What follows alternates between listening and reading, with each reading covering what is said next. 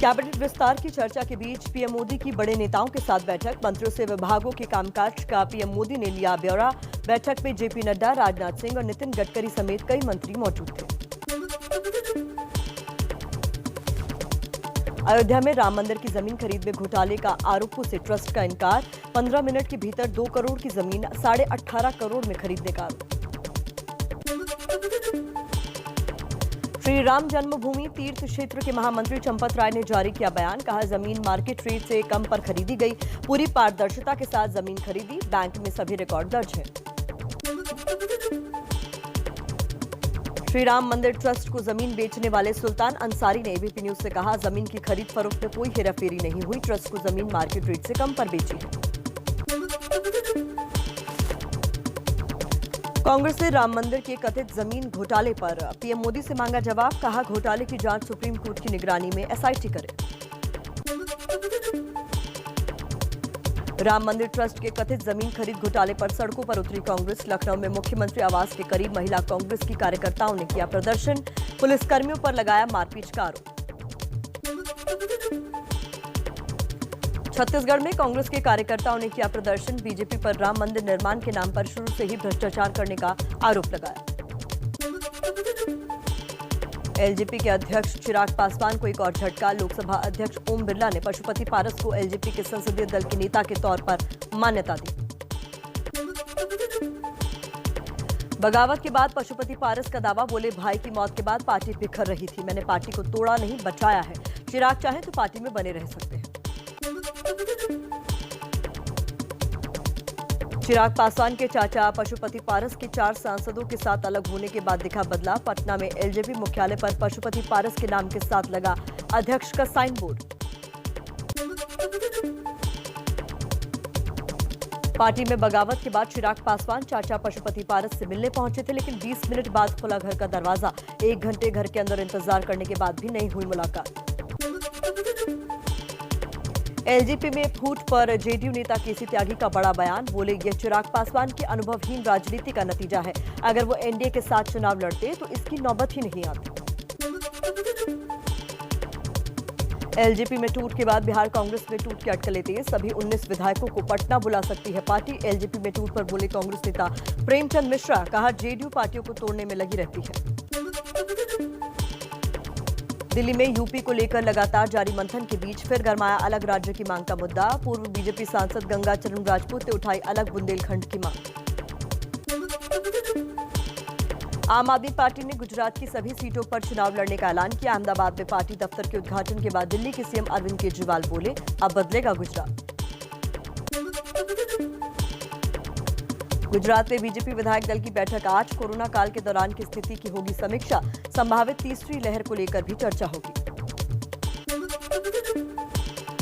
राजस्थान में बीएसपी से कांग्रेस में गए विधायकों के नाखुश होने की खबर। 6 में से 3 विधायकों ने बैठक की। मंत्रिमंडल विस्तार की उठाई मांग।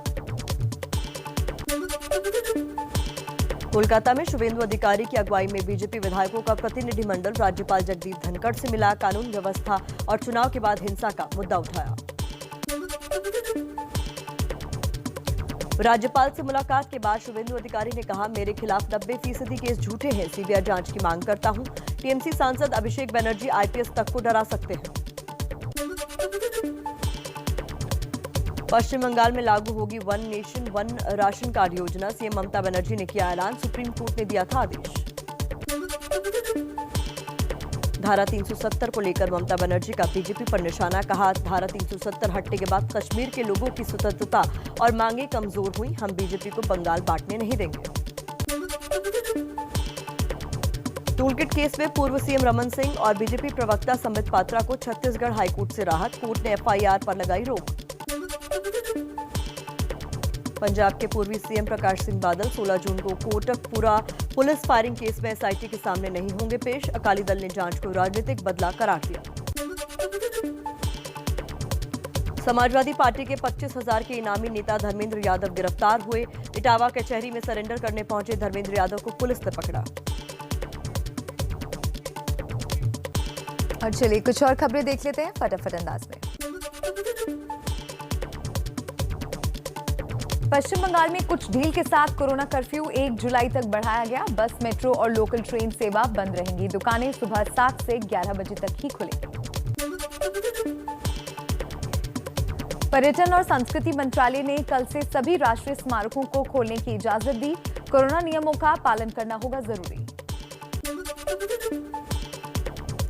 दिल्ली के एम्स में 6 से 12 साल के बच्चों पर कोवैक्सीन के ट्रायल के लिए आज से शुरू होगी स्क्रीनिंग। अभी तक 12 से 18 साल के बच्चों पर चल रहा था ट्रायल। कोरोना की वैक्सीन बनाने वाली स्वदेशी कंपनी भारत बायोटेक की सुरक्षा की जिम्मेदारी सीआईएसएफ को सौंपी गई। 64 सुरक्षा कर्मियों को तैनात किया गया।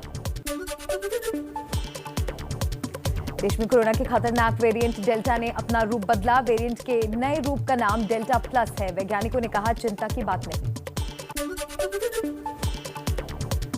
देश में धीमी पड़ी कोरोना की रफ्तार। 74 दिन बाद 24 घंटे में 70,421 नए केस आए सामने। 3,921 लोगों की कोरोना से मौत। अब तक 25 करोड़ 48 लाख से ज्यादा वैक्सीन की डोज लगाई गई। दिल्ली में एक दिन में कोरोना के 131 नए मरीज मिले। 16 लोगों की मौत। दिल्ली में अब सिर्फ 3,226 एक्टिव केस। संक्रमण दर घटकर 0.22% हुई। मुंबई में 24 घंटे में कोरोना के 529 नए मरीज सामने आए। इलाज के बाद 725 लोग ठीक होकर घर लौटे। 19 लोगों की मौत हुई। कोरोना की दूसरी लहर में मुंबई के धारावी इलाके में पहली बार एक भी कोरोना का मरीज नहीं मिला। बीएमसी और प्रशासन ने कहा, बड़ी उपलब्धि। मुंबई में बीएमसी ने जारी किया आदेश। वैक्सीनेशन सेंटर पर राजनीतिक पार्टी के पोस्टर लगाने पर रोक। पोस्टर लगाने पर होगी कार्रवाई। होटल इंडस्ट्री पर कोरोना लॉकडाउन की मार। मुंबई में 5 star hotel Hyatt Regency corporation बंद करने का फैसला। हजारों की संख्या में लोग हुए बेरोजगार। फैसले के खिलाफ कामगार संगठन ने खटखटाया कोर्ट का दरवाजा। हरियाणा में कोरोना की संभावित तीसरी लहर के लिए लड़ाई की तैयारियां तेज। आज से राज्य में शुरू होगा सीरो सर्वे। बच्चों और किशोरों को भी किया जाएगा शामिल। यूपी में एटा के जलेसर में से बीजेपी विधायक संजीव दिवाकर के स्वागत में उड़ी कोरोना नियमों की धज्जियां। टूडला रेलवे स्टेशन पर बिना मास्क के दिखे सैकड़ों समर्थक। नेताजी गले मिलते नजर आए। यूपी के बिजनौर में ग्राम पंचायत सदस्य की जीत की खुशी में निकला विजय जुलूस। कोविड प्रोटोकॉल से बेपरवाह दिखे समर्थक। पुलिस ने 100 से ज्यादा लोगों के खिलाफ केस दर्ज किया। यूपी में दुकान, मकान या जमीन खरीदने से पहले डीएम को आवेदन देना जरूरी। नए प्रस्ताव को कैबिनेट की मंजूरी। खरीद फरोख्त में रजिस्ट्री के लिए स्टैंप शुल्क को डीएम ही तय करवाएंगे। यूपी में जिला पंचायत अध्यक्ष और ब्लॉक प्रमुख के चुनाव की तारीखों का ऐलान। 15 जून से 3 जुलाई के बीच होंगे चुनाव। बिहार के सुपौल में फिल्मी अंदाज में प्रेमी के घर पहुंची प्रेमिका। भरी पंचायत ने सुनाई फेसबुक से शुरू हुई प्यार की दास्तां। पंचायत ने शादी पर मुहर लगाई। दिल्ली के सफदरजंग एयरपोर्ट की आईटी बिल्डिंग में लगी आग। फायर ब्रिगेड की 6 गाड़ियों की मदद से 4 घंटे बाद आग पर काबू पाया गया। आग बुझाने के दौरान 2 फायरकर्मी जख्मी। हिमाचल प्रदेश के सोलन में हरसोरिया हेल्थ केयर कंपनी में लगी भीषण आग। 4 कर्मचारियों के झुलसने की खबर।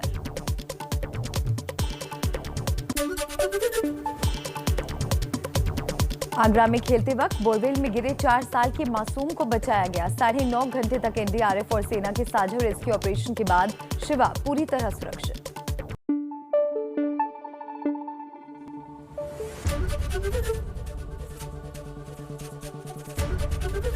एबीपी न्यूज आपको रखे आगे।